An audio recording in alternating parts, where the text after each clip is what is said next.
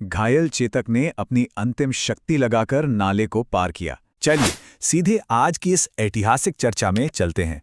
आज हम एक बेहद ही संक्षिप्त सिर्फ 6 पंक्तियों वाले वृत्तांत को डिकोड करने वाले हैं। एक ऐसा वृत्तांत जो निष्ठा, वफादारी और बलिदान के सबसे गहरे अर्थ को अपने अंदर समेटे हुए है। वैसे तो इतिहास को अक्सर बड़े बड़े युद्धों के लिए जाना जाता है, लेकिन आज हम उस शक्तिशाली पल को महसूस करेंगे जो बस चंद पलों में घटित हुआ और हमेशा के लिए अमर हो गया। अब जरा इस पंक्ति पर गौर करें। गंभीर रूप से घायल होने के बावजूद चेतक महाराणा प्रताप को युद्ध भूमि से दूर ले गया। यहाँ गंभीर रूप से घायल शब्दों पर ध्यान देना बहुत जरूरी है। देखिए, ये कोई आम भागदौड़ बिल्कुल नहीं थी।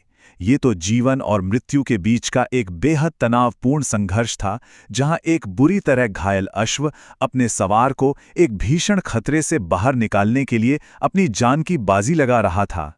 सेक्शन 1, युद्ध भूमि से पलायन। यहीं से इस पूरी नाटकीय घटना की शुरुआत होती है। तो चलिए देखते हैं कि ये पूरा घटनाक्रम आखिर आगे कैसे बढ़ता है। पहला कदम है युद्ध भूमि के उस खौफनाक माहौल से निकलना। दूसरा, रास्ते में अचानक एक बड़ी बाधा का आना। और फिर तीसरा कदम, वो अंतिम निर्णायक छलांग। ये पूरी क्रमिक रूपरेखा हमें आने वाली उस सबसे बड़ी चुनौती के लिए तैयार करती है। सेक्शन 2, सबसे बड़ी बाधा। बचाव के इस रास्ते में अचानक एक बहुत बड़ी रुकावट आ खड़ी होती है। और वो बाधा क्या थी? एक बड़ा नाला। मूल पाठ में इसे बिल्कुल इसी तरह प्रस्तुत किया गया है। और यकीन मानिए, ये कोई मामूली भौगोलिक चुनौती नहीं थी, बल्कि ये जीवन और मृत्यु के बीच खड़ी अंतिम और सबसे बड़ी दीवार थी। सेक्शन 3, अंतिम छलांग। यहीं पर यह ऐतिहासिक कथा अपने बिल्कुल चरम पर पहुंच जाती है। अब यहां इस विरोधाभास पर ध्यान देना बहुत दिलचस्प है। एक तरफ है गंभीर रूप से घायल शरीर और दूसरी तरफ है अंतिम शक्ति लगाकर किया गया प्रयास। मतलब एक तरफ शरीर पूरी तरह टूट चुका है और दूसरी तरफ एक अटूट वफादारी उस असहनीय दर्द पर हावी हो जाती है। ये सच में निष्ठा की सबसे बड़ी जीत है। घायल चेतक ने अपनी अंतिम शक्ति लगाकर नाले को पार किया।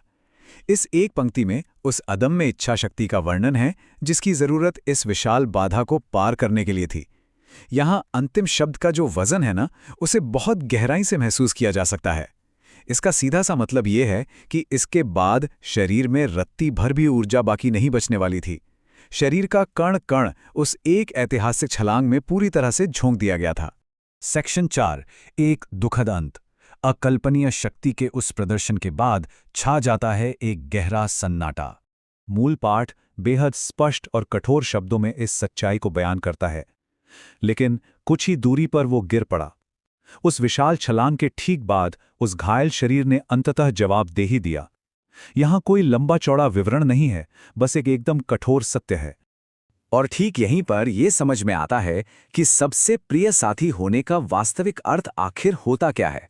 ये केवल एक सवार और उसके घोड़े के बीच का संबंध भर नहीं था, बल्कि ये एक ऐसा बंधन था जहां वफादारी का असली अर्थ अपने सवार की रक्षा के लिए अपनी अंतिम सांस तक को न्यौछावर कर देना था। सेक्शन 5, इतिहास की भावनात्मक विरासत। कैसे चंद सेकंड की एक घटना हमेशा हमेशा के लिए अमर हो गई। अब यहां सोचने वाली बात यह है कि ये इतिहास के सबसे भावुक पलों में से एक क्यों है। ये सवाल हमें केवल एक शारीरिक क्रिया या युद्ध के मैदान की रणनीतियों से कहीं आगे देखने के लिए प्रेरित करता है। सोचने वाली बात यह है कि एक घोड़े की छलांग भला कैसे पूरे युग का सबसे बड़ा और याद रखा जाने वाला बलिदान बन गई। जो स्रोत पाठ है वो अपनी अंतिम पंक्ति में बिल्कुल इसी बात की पुष्टि करता है। यह दृश्य इतिहास के सबसे भावुक पलों में से एक माना जाता है। महाराणा प्रताप अपने सबसे प्रिय साथी चेतक को खो चुके थे। इस क्षति का वजन और इसका दुख इतना ज्यादा गहरा था कि इतिहास के पन्नों ने किसी बड़ी जीत के बजाय इस विशिष्ट नुकसान को हमेशा के लिए अमर कर दिया। दरअसल ये एक राजा और उसके मूक साथी के बीच का वो मौन संवाद था जिसने पूरे इतिहास को रुला दिया। अंत में इस पूरी कहानी को समेटते हुए आइए एक बार इस सवाल पर गौर करें। जब एक अपरिहार्य क्षति बिल्कुल सामने खड़ी हो तो सच्ची वफादारी का वास्तव में क्या अर्थ होता है?